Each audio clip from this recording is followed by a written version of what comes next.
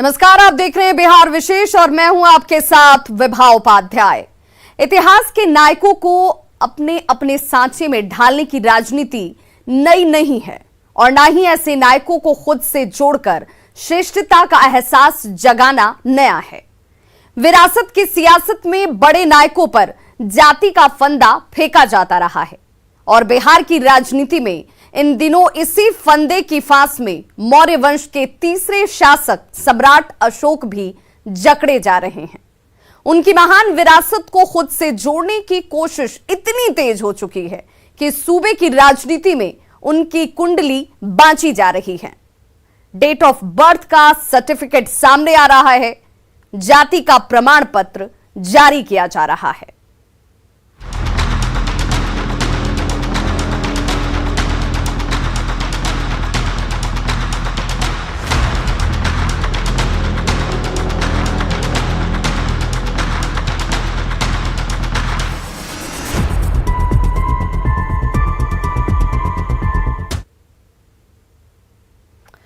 तो एक ऐसा राजा जिसने आज से लगभग 2300 साल पहले विश्व के बहुत बड़े भूभाग पर शासन किया, एक ऐसा सम्राट जिसकी धरोहर आज देश का सबसे बड़ा प्रतीक चिन्ह बन गया है, एक ऐसा योद्धा जिसने अपने समकालीन सभी राजाओं को परास्त किया, एक ऐसा धर्म प्रचारक जिसने दुनिया में शांति फैलाई, उस पर राजनीति हो रही है।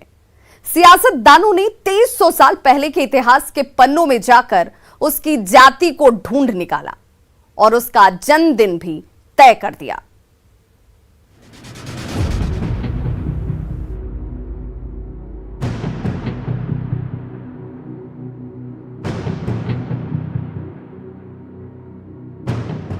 देश के महामहिम राष्ट्रपति के आधिकारिक निवास यानी राष्ट्रपति भवन की पहचान है अशोक स्तंभ,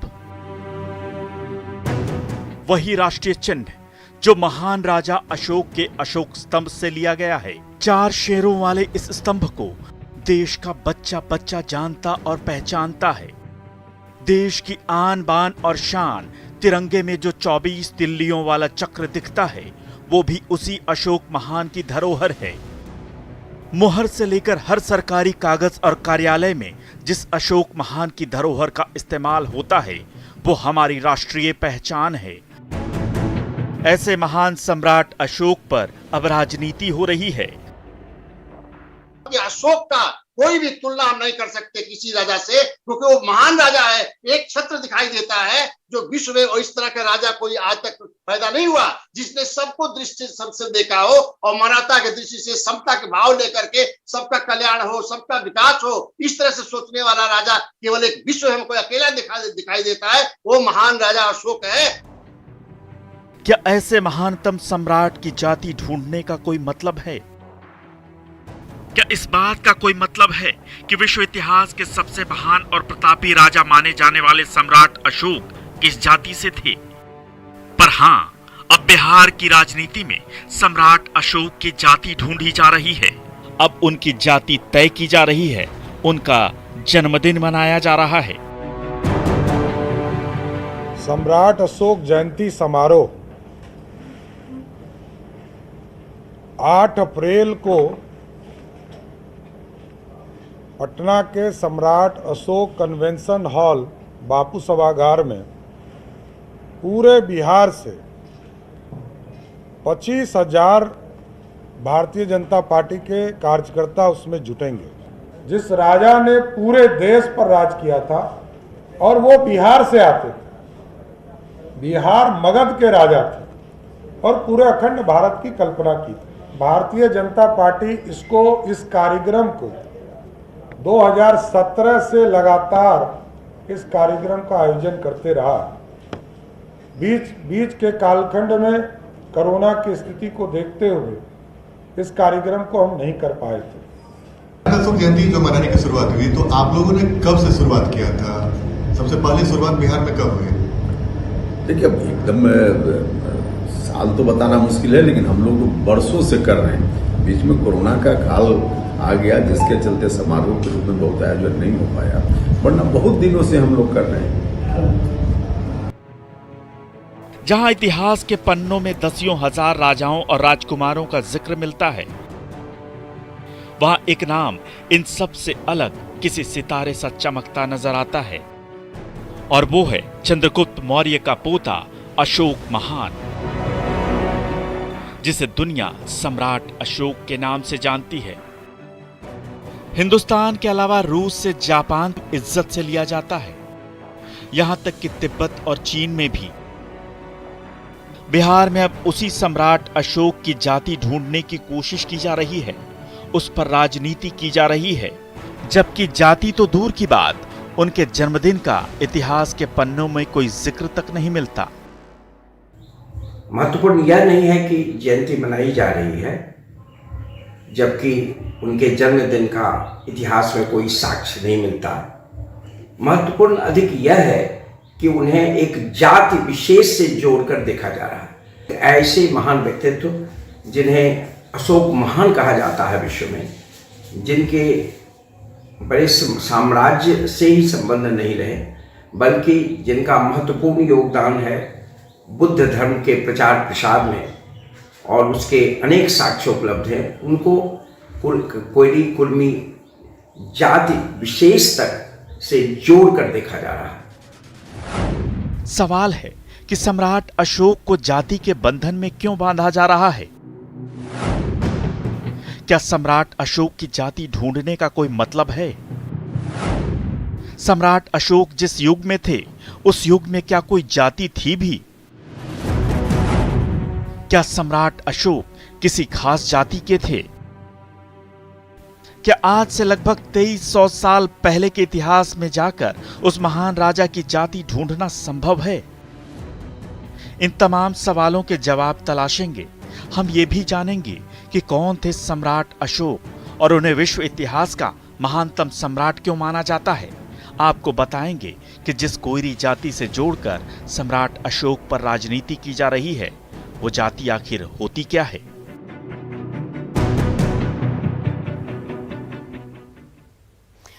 तो सम्राट अशोक, जिनकी महानता, जिनकी ख्याति पूरी दुनिया में है, बावजूद इसके क्यों मचा है सम्राट अशोक के नाम पर इतना घमासान? क्यों एक चक्रवर्ती सम्राट की जन्म तिथि ढूंढी जा रही है, या उन्हें जाति की फांस में फांसा जा रहा है? इसके पीछे है विशुद्ध राजनीति, वोट बैंक की सियासत। बिहार में इन दिनों सम्राट अशोक सियासत के केंद्र बिंदु हैं।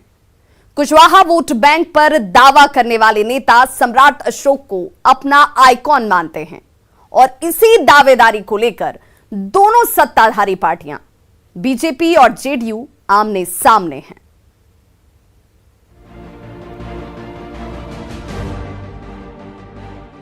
बिहार में जातीय आधार पर मतदाताओं की गोलबंदी के प्रयास अक्सर होते रहते हैं, और इसके लिए इतिहास के पन्ने से ऐतिहासिक महापुरुषों को घसीट लाना कोई नई बात नहीं है। सम्राट अशोक को अन्य पिछड़ा वर्ग में आने वाली कुशवाहा यानी कोयरी जाति का बताने की मुहिम तो पहले से ही चल रही थी, लेकिन हैरानी इस बात को लेकर है कि इस बार दो सत्ताधारी पार्टियों ने सम्राट अशोक की जाति पर अपनी अपनी अलग अलग दावेदारी ठोक दी है। दोनों ही पार्टियां एनडीए का हिस्सा होते हुए भी सम्राट अशोक की जन्म जयंती अलग अलग मना रही हैं। देखिए, हम अलग अलग दल हैं, अलग अलग विचारधाराएं हैं हमारी। बहुत जगह पे मत भिन्नता है, और बहुत जगह पे हम बिहार के हित में एक मत होकर के एक कॉमन मिनिमम प्रोग्राम के तहत हम काम करते हैं बिहार के विकास के लिए। देखिए, कोई जरूरी नहीं है, अलग अलग पार्टी है, अलग अलग कार्यक्रम दोनों पार्टी करती है, तो सब कार्यक्रम साझा कार्यक्रम हो या कोई आवश्यक नहीं है। बीजेपी अपना कार्यक्रम करती है, हम लोग अपना कार्यक्रम करते हैं, इसमें कोई सोचने की जरूरत इधर उधर नहीं। भाई, नजर कोई पार्टी की कहीं भी रहेगी, उससे क्या फर्क पड़ता है। पार्टी अपना अपना काम करती है और उसके हिसाब से उसका जनाधार होता है। तो हमारी पार्टी का जनाधार हमारा है। अब वो हमारी ओर से भी कोशिश करी होगी कि हम दूसरे दल का जो जनाधार है उसको हम अपने साथ सिमट लें। उसी तरह से और भी कोई पार्टी करती है तो इसमें क्या दिक्कत है? इसमें कोई दिक्कत नहीं, अंततः फैसला तो जनता को करना है। नीतीश कुमार बिहार में लवकुश वोट बैंक की राजनीति के लिए जाने जाते हैं, लेकिन अब लवकुश वोट बैंक पर बीजेपी की भी नजर है। सम्राट अशोक के बहाने दोनों दलों के बीच जोर आजमाइश का दौर जारी है। इस वोट बैंक को साधने के लिए अब बीजेपी ने भी कमर कस ली है। जहां बीजेपी ने 8 अप्रैल को सम्राट अशोक का जन्मदिन मनाने के लिए भव्य आयोजन किया, तो जेडीयू ने 9 अप्रैल को कार्यक्रम आयोजित कराने का जिम्मा कुशवाहा नेता और बिहार सरकार के पंचायती राज मंत्री सम्राट चौधरी के कंधों पर दी गई थी। ये भारतीय जनता पार्टी का कार्यक्रम है और भारतीय जनता पार्टी के माध्यम से पूरे बिहार के राजनीतिक कार्यकर्ता जो हमारे हैं वो इसमें आएंगे और एक विशाल कार्यक्रम पटना के सम्राट अशोक कन्वेंशन हॉल में मनाने का काम किया जाएगा, जिससे कि हमारे जो राजा, जिसके अशोक स्तंभ को हम प्रयोग करते, अशोक चक्र को यूज करते, राष्ट्र का प्रतीक है, अखंड भारत का प्रतीक है, उस राजा के गुणगान में हम पूरी कार्यक्रम को स्थापित करेंगे। इस खींचतान के पीछे है जाति की राजनीति। सम्राट अशोक के नाम पर कार्यक्रम आयोजित करने की परंपरा बीजेपी ने शुरू की थी। बिहार में 6 से 7% कुशवाहा वोट बैंक पर पारंपरिक तौर पर नीतीश कुमार अपना कब्जा मानते हैं। उनका आधार यही लव कुश वोट बैंक है। ऐसे में दोनों पार्टियों के बीच रस्साकशी चल रही है और दोनों पार्टियां एक दूसरे पर सवाल खड़े कर रही हैं। कांग्रेस को तो बैठे बिठाए मानो मौका मिल गया है। ये दुर्भाग्य है कि हम अपने ऐतिहासिक महापुरुषों की जातियां खोजते फिर रहे हैं। और ये दुर्भाग्य कैसे शुरू हुआ? नीतीश कुमार जी की राजनीति की शुरुआत ही जातीय मंच से हुई। 1994 याद कीजिए, पटना के गांधी मैदान के कोयरी कुर्मी चेतना रैली के मंच से नीतीश कुमार जी नेता बने। घोर जातिवादी नेता नीतीश कुमार सारे ऐतिहासिक पुरुषों की जातियां खोज के प्रचारित करते फिर रहे हैं। सब झूठ है। भाजपा की पूरी राजनीति जातीय समीकरण पर टिकी है। दोनों घोर जातिवादी, घोर सांप्रदायिक हैं और ये सबकी जाति, सबका धर्म खोज के समाज को बांट छांट के राजनीति करते हैं। दुर्भाग्यपूर्ण है। सम्राट अशोक की जाति के नाम पर जहां राजनीतिक दल इसका राजनीतिकरण करना चाहते हैं, तो वहीं आम जनता को न तो सम्राट अशोक की जाति का पता है और न ही वो इस बारे में जानना चाहते हैं।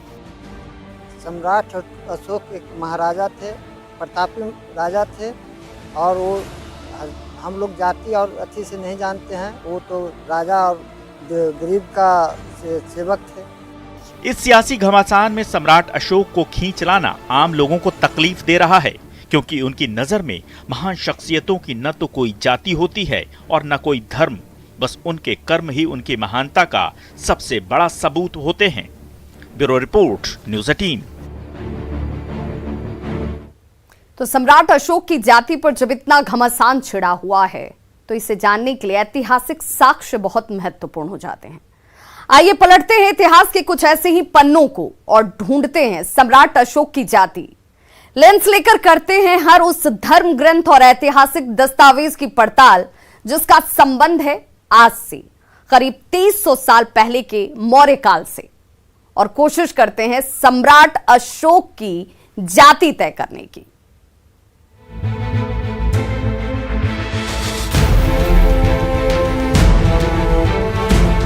सम्राट अशोक की महानता का विस्तार राजनीति के पंडितों को उनकी कुंडली खंगालने पर विवश कर रहा है। पर क्या यह सियासी कुंडली एक महानतम शासक के निजी जीवन का सही परिचय दे सकती है?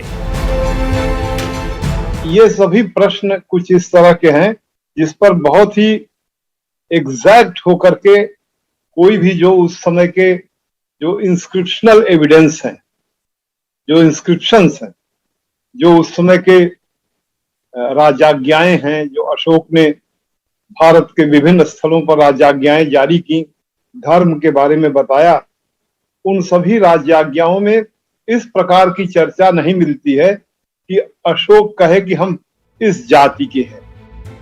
यानी ऐतिहासिक और प्रामाणिक साक्ष्यों में इस बात के कोई पक्के सबूत नहीं है कि वो किस जाति के थे। माना यह भी जाता है कि पौराणिक भारत में जातियों की व्यवस्था नहीं थी, बल्कि वर्ण व्यवस्था थी और कर्म के आधार पर कोई भी ब्राह्मण, क्षत्रिय, वैश्य या शूद्र बन सकता था। इसलिए अशोक की तुलना हम नहीं और किसी से कर सकते, और जातियों का तो कंसेप्ट ही हमारे भारत में नहीं है। आज आज तरह के लोग आ रहे हैं, अपने अलग अलग जातियों से जुड़ रहे हैं। मेरा उनसे निवेदन है कि आप पढ़िए कि भारत में जाति का कोई कंसेप्ट भारत के किसी भी साहित्य में वर्णन में नहीं मिलता है। प्राचीन भारत में ये हमारे यहाँ वर्ण व्यवस्था थी और वर्ण व्यवस्था 4 भागों में जो बंटवारा किया गया था, तो ब्राह्मण जो लिखे पढ़े टीचर रहे, वेद का व्याख्या करे, उसको ब्राह्मण कहा गया, और जो शासन करे, वो लड़े खटे मरे, आंतरिक व्यवस्था, विदेशियों को मार भगाए, इस देश में शासन करे, उसे क्षत्रिय वर्ण कहा गया। और जो इस देश को मालामाल कर दे, इसलिए आप देखेंगे कि मोहनजोदड़ो हड़प्पा की जो खुदाई में जो नदियों किनारे बड़े बड़े जो नगर बसे, ये मालामाल हमारे कर किए थे भारत को आपके जो वैश्य कम्युनिटी के लोग, इसलिए सोने की चिड़िया पालतू कहा गया है। और जो उसका लेबर क्लास था, जिसे आप शूद्र कहते हैं, शूद्र, अगर शूद्र छुआछूत की भावना हमारे प्राचीन भारत में नहीं थी, चिवरी का जूठा वह राम खाता है, और उसका ये जो मला जो कीवर्ड पार कराता है, वो राम का वो क्लासमेट भक्त है। तो ये एक ही तरह की बात हमारे यहाँ नहीं थी, ये सारी काम का बंटवारा था, और काम के बंटवारे के ऊपर हमारे यहाँ वर्ण व्यवस्था थी। प्राचीन भारत में जाति व्यवस्था के बारे में बहुत अधिक विमर्श है, बहुत अधिक चर्चाएं हैं कि ये जाति माने किसी की क्या ओरिजिन है, कौन कहां से आया है।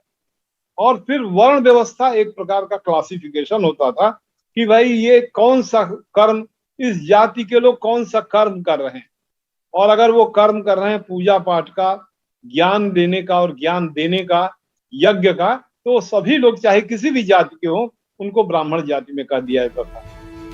इतिहास के पन्नों में सम्राट अशोक की जाति और जन्म का तो प्रमाण नहीं मिलता, लेकिन इस बात के पर्याप्त प्रमाणिक साक्ष्य हैं कि अशोक ने अपने जीवन के उत्तरार्ध में बौद्ध धर्म स्वीकार कर लिया था, और बौद्ध परंपरा सनातन धर्म की जाति व्यवस्था के खिलाफ थी।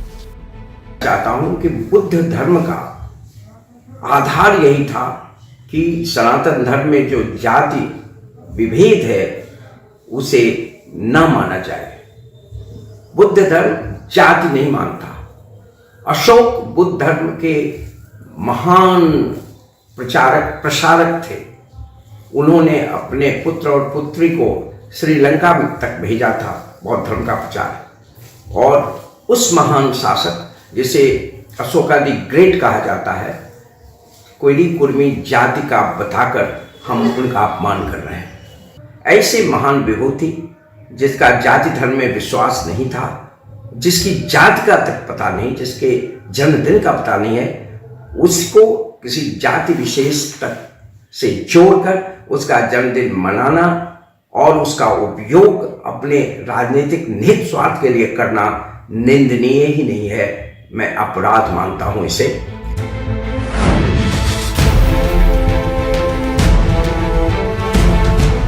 सम्राट अशोक पर कुशवाहा समाज पहले से ही दावेदारी करता रहा है, लेकिन इस पर संशय और दावों के कई बादल मंडराते रहते हैं।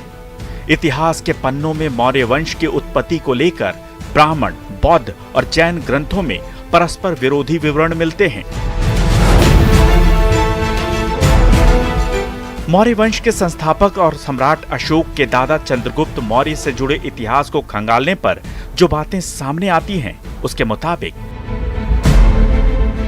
विष्णु पुराण में कहा गया है कि शिशुनाग वंशी शासक महानंदी के बाद शूद्र योनि का राजा पृथ्वी पर शासन करेगा।